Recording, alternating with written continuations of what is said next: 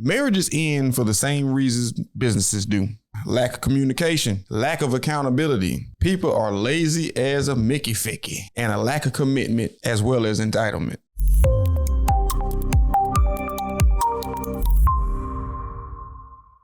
What is going on, everyone's? We here and we back with another episode of Is My Point Valid? Yes, indeed. And we are in this thing, and y'all know how we get it, crunk up. We're going to go ahead and jump into it with What You Know Good. So what you got for him, baby? All right. So last week began the early voting in Texas from, October 24th until November 4th. It's early voting in Texas.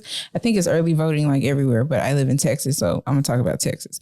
Early voting in Texas is happening until November 4th. Research the candidates before voting straight ticket. Are these people really the people you want to represent you?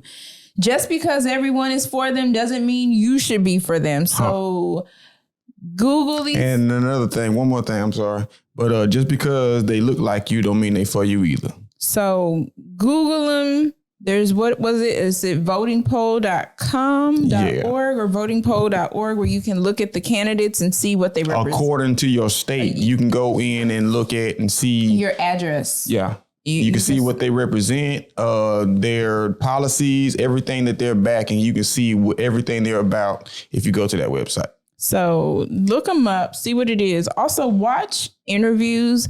Don't have people like saying, I got 3 words for you, and then say something that has 5 words. Okay. We we have to look at these. We need to know how to count first off. We have to look at these things. Yeah. But get out and vote. Voting is your right. It is our civic duty. It is something we are supposed to do. And I always use this example with my girls because I say, my ancestors could not. They could not. And because they couldn't, and I can, guess what? I'm gonna take advantage of what I can do. Right? Yeah. It's my right. So have your ID, have your address. If your thing does say it's in suspense, you can still vote. Take your stuff up. Take a piece of mail that has your current address, and you can still go up there. They'll have you fill out a paper, y'all. Don't be discouraged. Do not be discouraged. Go vote. And especially now until November 4th, go vote because there's not going to be any lines. There's not going to be a long wait time. Go vote. And if you don't get in this early vote, to vote is November the 8th. All right. Okay. So vote. Please vote. Yes, please. That's our right. That's our civic duty. Do it. Get it done. And use your own brain who you want to vote and for. I think, if I'm not mistaken, I believe you can take a day off to vote. Yes, and they pay you for either all of it or a portion of it. Yeah. You're supposed to. So check in on that too. Yeah. We on our phones all the time, and we can TikTok and we can Facebook and we can do all of these things. We can find all these other resources. We can find the time to. And it doesn't take that long to vote. If you research and you know who you want to, you can have your phone I'm pretty sure you can have your phone at the poll to see, let me Google this person before I choose them. If you don't know. Voting straight all or something is not what it is anymore. Do not go straight down the ballot in all red or all blue. That's trash. Choose the people that are right for your beliefs, for your state, your beliefs, your community, what's happening. Absolutely. Yeah, we want to see a change. We have to really research and stop going off of what people say. All right. Next up on What You Know Good. I watched a documentary called Waiting for Superman. I found this documentary because I was watching an interview with Vody Bakum. And shout out Vody. Vody he ran a church here in Texas, but he lives in, is it Ethiopia? He lives in Africa somewhere right now doing missionary work. But anyhow, he spoke about this and I was like, if things to make you want to say, if Dr. Barkham is watched this, I shall check it out. So I checked it out, and it's just so happened that it was on Paramount Plus, and I have Paramount Plus. And so I was like, but what a coinky dink. So it is a documentary that shows families wanting to better their children's education. It also shows how terrible the education system is. Not teachers, not principals. The system itself is not structured the way you think it is structured. So the children in the documentary and their families, they are looking to be in better schools because their communities do not provide better schools. And so they partake in a lottery. And this broke my heart. I sat there and cried. I'm not even going to hold you. I was kind of emotional myself watching the kids cry. And cried because it was like, how dare you? Not how can you? Yeah. How dare you have all these parents and these students and coming, but they partake in a lottery because the schools only have a certain amount of spaces. And the example, somebody might have, the school would have had 150 applications, but there's only 10 spaces. So they have all of those people come to a central location and they call out numbers. So in the midst of all of that, you have people screaming, it's me, And then the people who aren't being chosen, they're seeing this. And crying. And as they're doing this, people are telling them, well, welcome to our welcome to our academy. And how degrading is that for the ones who didn't get a spot? Right. And so out of that, I think it was 5 children, only 2 children that they had documented got accepted. But at first, the little boy did not. He was like in line. He was on a wait list. Mm-hmm. But they were able to do something so that he got in. And then it was him. But then it was a white girl who didn't really need to be in a charter school, like another school, but it's because of her testing scores. So for her to go into college, but the schools that they had that were participating in this is KIPP LA. I thought KIPP was only a Houston thing. Find out KIPP is everywhere. It did start in Houston though. And these were taking place in a lot of New York areas as well.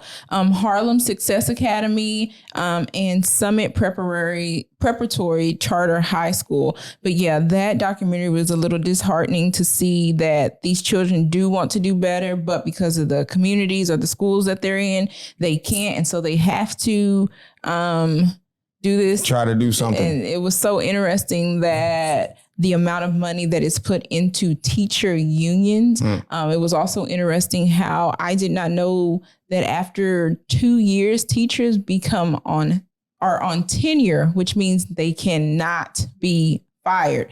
And so they have, I can't remember the state, but they call them lemons, which are bad teachers. And the same thing as a lemon as a car. It ain't no good. It wasn't any good. And so there's lemons. And the thing about lemons is you can't get rid of them because they have their union behind them, and they'll call it discrimination or something. Fire them. Yeah. So all the good teachers get clouded behind these lemons, and it's unfortunate.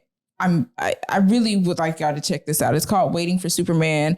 If you have Paramount Plus, seriously, check it out. I like to learn things about this because I'm hearing people say, well, the public system or compulsory school is not good. And my question is, why not? Why isn't it? Like, I can take your word for it that it's not good, but I need to know for myself what's happening in the system, because when my girls were going, I thought it was cool. Like, you get what, like, I thought it was all right. I just didn't like that it wasn't, now I don't like this word, diverse. Right. Man, they done twisted all kind of words up. But make you not want to use them. So Waiting for Superman on Paramount Plus. And that's all I have for What You Know Good. Yes, indeed. So we're going to keep it on a rolling, and we're going to get into the topic for the day. So tell them what it's going to be, baby. All right. The truth about marriage. Man, the truth is this. Marriages end for the same reasons businesses do. Those reasons are lack of communication, lack of accountability. People are lazy as a Mickey Ficky, and a lack of commitment as well as entitlement. People do not want to put the work in and everybody wants to be the boss. People do not understand their roles. So how can you play your role if you don't know your role? And I feel like that is one of the major reasons why, excuse me, marriages aren't popping off these days. And then another thing is people, numbers are good. They are good. They're good to look at. They're good to reference. But you can't base your life experience off of statistics. Mm-hmm. You need to get out there and live your own life. So a lot of youngsters these days are going off of the percentages of failed marriages. And that's the sole reason why they're not getting into marriages. So they're not even trying to build a relationship with anyone. They're just hearsay. I also think it has to do with, to your point of, they're looking at numbers, but they're also being taught by society that you don't have to if you don't want to. Mm-hmm. That this union, it doesn't matter, right? You don't need this union to have children. You don't need this union to be prosperous. Yeah, you don't need this union. And I think that society has it all wrong. And another thing is, I feel like that when you start in these relationships with these people, it's all good. You co-signing them people, but I don't think you waiting for God to co-sign these folks. So it's like, people are leaving out a major element of marriage, which is God. Mm-hmm. It's not a man put together thing. Right. It is a union. It is something that it is a biblical union. Yeah. So when you don't go into it with that mindset, of course it's not going to work, because you need that. You need that faith. You need that foundation in order to build on a relationship with someone that you think you can live with for the rest of your life, because it's not easy, but it ain't hard. It's not hard. I think it's frustrating because, like you said, you have to have God, and the more, not to get biblical, but to be real, like to tell the truth, that you have to have God in the mix. Got to. Jesus, God. Jesus. You have to have that in the mix, because like he created us in his image. He created Adam and he brought Eve from the rib. Yep. That's how that came. So I just feel you have to stand on that, because that's, and even if you're not going the biblical route, it's like everything about life today says that you need a partner. Mm-hmm. I mean, as far as just financially, I know people who don't have a partner, and their depression and their anxiety is through the roof because they have no one to talk them down. I did have this thought the other day, which is funny, because I was thinking about somebody single, and they have the burden of only handling things themselves. Like if they get into a situation, they have to explain that situation. If something happens to them, it's only them. On you. They can't. And I was thinking a lot of pressure that I could feel, I don't feel, because Brandon kind of takes a lot of that pressure away. I look at my life, and I'm not going to say it's easy. It's not easy, but it's not difficult. It's not difficult. I don't have to. And what I'm saying is I don't have to get up and go to work. I don't have to. There's certain things you don't have to do when you got a man. I don't have to. Even as simple as taking out the trash. Well, I'm not waiting on you to take out the trash. But even still. But it was crazy, because I really did just have that thought, and I was like, he takes some of the pressure away. I speak a lot about I have anxiety, but and I don't think that's on no codependent stuff. It's just you go through life together. If something, you lean on each other, like hospital visits, doctor visits, raising children, if you're having a bad day, if you're having a great day, if you just want to sit and laugh, like, or something stupid on the TV, if you see something stupid on your phone, it's easy to just have that person there, that connection, where you're single and you're trying to depend on a friend. Like, I don't know, a friend who probably has their own significant other. Right. So I just thought about that I have someone to lean on, and someone has, because if you know how many times Brandon calls me, I need somebody to lean on too. When I am I need a confidant I can run my ideas through, so my ideas aren't being exploited. This is hilarious, because here's how I know when Brandon's gonna call me, because he'll text me. Good morning. He'll say good morning, and I know now, don't reply right away. I need to get up, brush my teeth, wash my face, and then I will reply. Because I'm calling right after that. Call if I say good morning back. So it's just funny, and like. And the trick is, I stopped texting, "Are you up?" Because I'm up. I was up. He left. Yeah, sure you're right. He starts saying good morning, and so good morning. I just thought that was funny. I know he's gonna call. I know that he's looking at 9:30. He'd be like, "I know you about to start, but I just had this on me." Yeah. And so like it'd be like, and even when I leave in the morning, when I tell you bye, or I kiss the girls, or I kiss you, I know that's comforting. Yeah. Then another thing, the truth about marriage, the truth about our marriage, after I know that, as soon as I hear you crank up and you pull out, I start to pray. Like, God, please let his day be all right. Let him be in good spirits. Don't let anybody cross him, please. Like, don't let Brandon. And I think I don't think I know my prayer works, but to get those phone calls, and he'd be like, I gotta tell you. And then I might be in the middle of reading a book, and I just laugh. I'd be like, excuse me, girls, it's my buddy. And so you think I'm joking. And what's crazy is I just started doing that. Mm-hmm.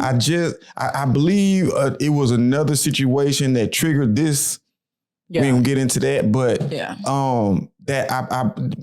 we've become closer in the last 6-8 months, and the communication has been right on. Yeah, I think that the situation had to happen for that to happen. For us to be closer. Yeah. Mm-hmm. Because he would call me sometimes, but then I don't think I was like in the listening realm of wanting to listen or wanting to be like, okay, here he goes. But in that, it's just like, okay. And then I was watching something else, and it was kind of like, although I'm a homeschool mom and I do teach and I do sit at the table and everything, take those calls with your husband, right? The girls will be all right. You better answer my calls. One day I did send you, but what? I sent you I told you. The voicemail? Oh, you sent me that message. I'm going to call you right back. That's one of them automated messages because it happened too quick. Yeah, I remember that. I was reading. I was like, I can't. I was not feeling it at all. I was reading. I was in the middle of reading a good book with one of my voices. But I learned that when you have a spouse, you have someone to lean on and have those moments. Oh, and I was saying, like, I was watching this guy, and he was saying, I think we've said it before, with your marriage, you two need to be in sync. You two need to be close. You two need to do things together without your children. It's supposed to be your best friend. Without your children, if you know, a lot of the times we do have the girls around and all, but we do make time to just giggle. Just kick it. Giggle. Yeah. And then going back to the whole thing about not having somebody in the hospital. You remember that on, I think it was Facebook, a woman did a live and she was crying because she just got out of surgery. Yeah. And she had to call her mama because she didn't have a man or any kids. Duval had posted that, yeah. And she was going through it. She was like depressed because she had to call on her sister who had a husband, and her mother, who I believe had her daddy. I don't know if her mom had anything, but she was going into surgery, but her story was like the truth of you seeing, okay, I didn't get anybody and there's no one here to take care of me. I have to call my mom. And she's like, it's a little bit embarrassing. Like, absolutely. I have to call my mom. There's nobody here to take care of me or say. That's what happens when you want to live your best life through your 20s and your 30s and then try to figure out how to get a man in your 40s. Most of the good men are already figuring it out with their wives. So it's kind of hard for older women to find that somebody. And if you do find someone, it tends to be someone that was discarded by someone else. Yeah. I don't know. I'm married. and that's the beauty of things. I look at a lot of things and I see that I am so glad that when I was, how old was I? 22, 23, however. Something like that.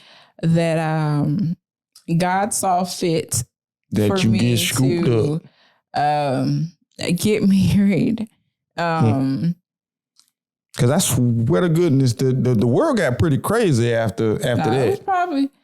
It was probably, we think it got pretty crazy. It was crazy because we was out living in it when it was popping. Oh, so it was all good.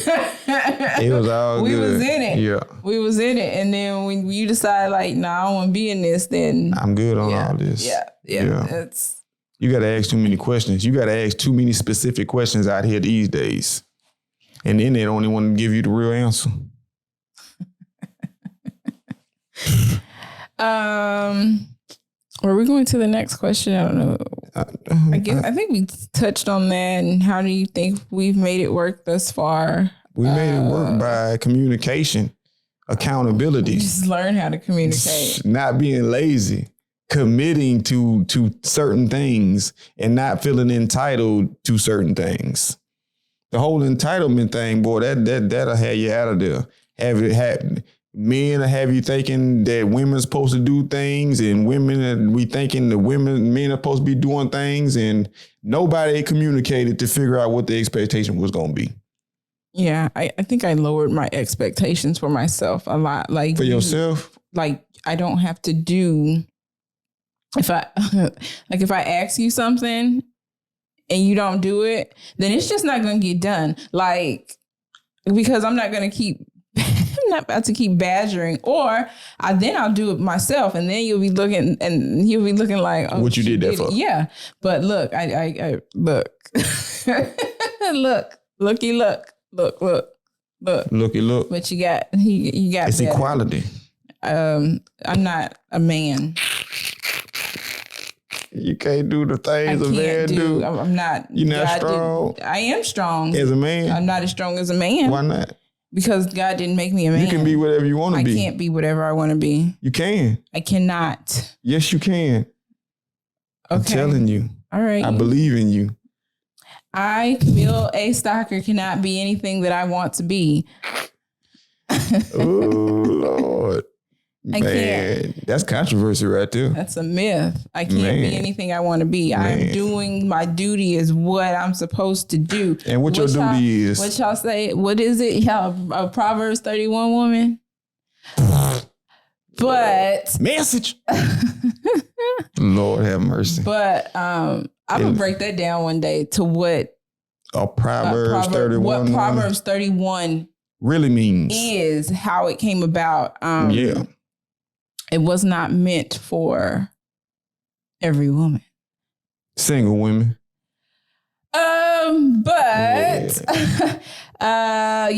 We've made it work this far because of communicating, getting better with communicating, not giving up. You make a choice to love the person. Love is a choice who came into your life. If you fall out of it, fall back in it. And so you make a choice. I think we always say there's days where I don't feel like it. Today, I really did not feel like talking. And he said, "What's wrong?" God, doggy, I'm fine. I just You be asking me what's wrong, and I don't be feeling like talking. No. I asked you what's wrong for a specific. Wait, I'm gonna shut up. Specific. Because I know I did it last night. What's wrong? Yeah. Smile. You gotta look happy. Yeah. You gotta look happy all the time. And then when you do this here, you gotta look happy. I wasn't. My head pressure. I feel you. Under pressure. Under pressure. All right, so what else we got? How do you think we made it to work this far? We just told y'all that, man. We rocking out with each other. We figured out who we are and what we want, and we on the same train here, heading in the same direction. That's what it's all about. Question before we wrap it. Excuse me. Do we have to be on the same track? Should we? Should we be? What if I want to go this way and pursue something, and then you want to pursue something? Can that work? Yeah. Is that a real thing? Absolutely. We might not be on the same page, but we in the same book. Oh. So a different chapter? Yep. Two journeys can coincide. That's right. That's what. Yeah, they can be on the same path and still do their own things, because you know what I'm saying. The tracks, they go out and then they come back in. You feel me? Quickly, a couple of years ago, I remember being in my feelings because you see everybody and going around, and I remember you were kind of ahead of doing something of me, and I wasn't jealousy, but it was kind of like I wasn't figuring out what it is that I wanted to do. So then what did I do? What did you do? Went to school, and then I got my associate's degree. You bettered yourself. I did. Huh. And I got my You took accountability? I took accountability for myself. Wow. Right. And then it's amazing. And then I felt like I was ahead. And then I was like, I don't want to leave you. I don't know. You know what I'm saying? That. And then I went to go take GED classes.